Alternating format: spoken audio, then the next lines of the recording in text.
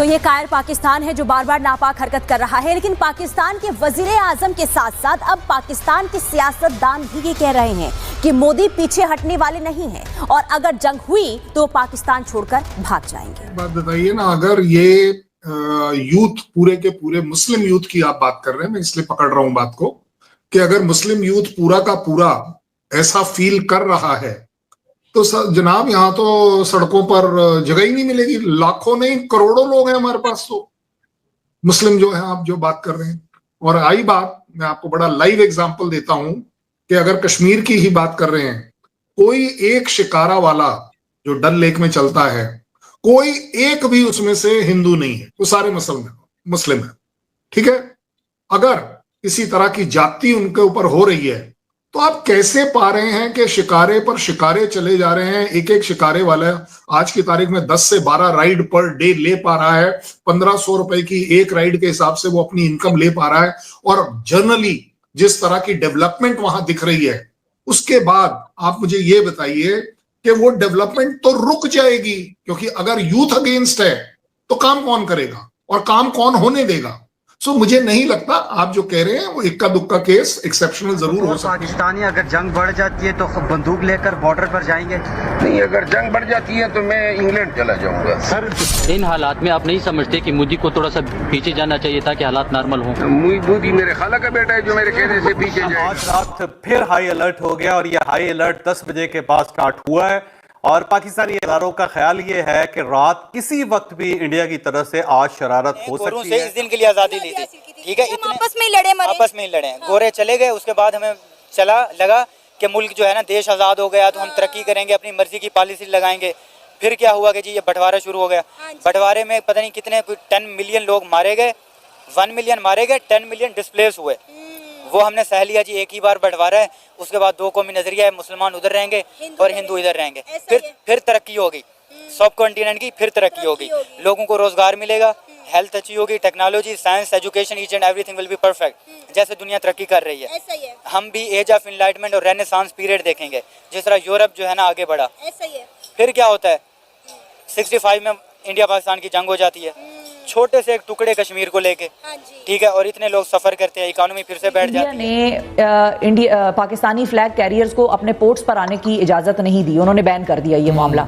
हमने उनके बाद क्यों ये काम किया? हालांकि हमारी ट्रेड तो उनके साथ पहले से ही सस्पेंडेड थी। हमने तो कहा था कि थर्ड कंट्री से हमारी ट्रेड उनके साथ नहीं होगी। उन्होंने पाकिस्तान के इंपोर्ट्स पे भी बैन लगाया वाया थर्ड कंट्री, और साथ ही साथ उन्होंने एक अगला मेजर लिया जो कि मेरा ख्याल है हमने उनके बाद लेकर, इस पे हमें सोचना चाहिए गवर्नमेंट को भी कि हमें कुछ चीजों में उनसे पहल करनी होगी।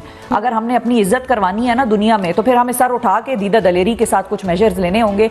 हमें पहले चाहिए था कि हाँ, उसने इतनी जारहियत की है, इतनी वावेला किया है दुनिया में, हमारी रेपुटेशन को डैमेज कॉज किया है, तो उसको हमें बैन करना चाहिए था पहले कि वो हमारे पोर्ट्स पर अपने इंडियन फ्लैग कैरियर्स लेकर ना आए।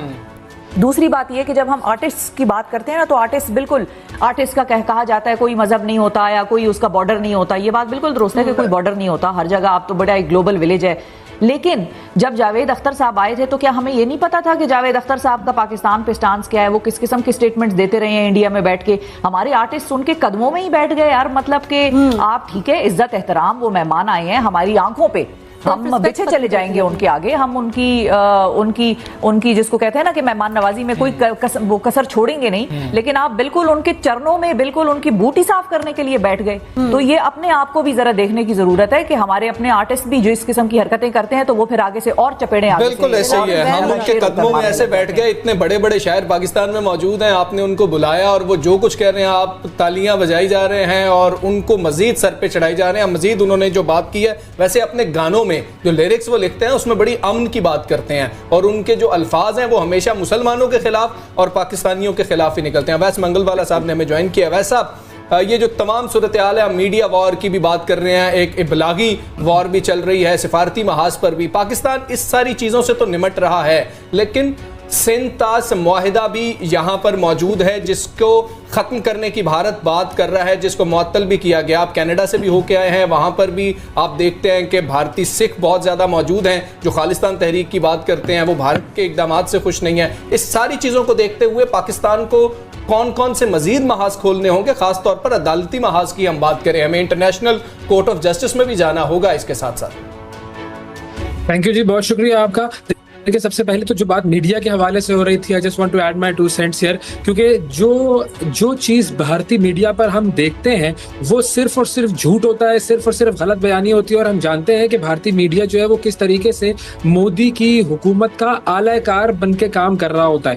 और जो कुछ अभी शिफा साहिबा ने बात की जावेद अख्तर के बारे में, आप देखें कि पाकिस्तान के बारे में जावेद अख्तर ने अभी ये बयान दिया कि पाकिस्तान के जो आर्टिस्ट हैं वो तो भारत आते हैं और भारत में हमेशा उनको बड़ा इज्जत दी जाती है और बड़ा उनको सम्मान दिया जाता है, लेकिन भारत के जब लोग हैं वो इंडिया जो है वो जाते नहीं है। और उन्होंने आउटराइटली रिजेक्ट कर दिया इस चीज को कि कभी कोई भारतीय अदाकार आया ही नहीं है पाकिस्तान, जबकि एक हिस्ट्री है कि कौन कौन बड़े बड़े लोग, बड़े बड़े अदाकार पाकिस्तान आए हैं और उनमें खुद जावेद अख्तर भी शामिल थे। और हमें बड़ा अफसोस होता है कि हम वो वीडियो देखते हैं कि जी लोग उनके जो है वो कदमों में बैठ रहे हैं और ये उनकी जो असलियत है, ये उनका झूठ जो है वो सामने आया है। लेकिन एक चीज जो कि पाकिस्तान को मीडिया वॉर पर करनी चाहिए, वो जवाब देना बड़ा जरूरी है। देखें, पाकिस्तान के वजीर आजम का यूट्यूब अकाउंट जो है वो भारत ने बैन कर दिया, ISPR का यूट्यूब अकाउंट भारत ने बैन कर दिया, लेकिन अभी तक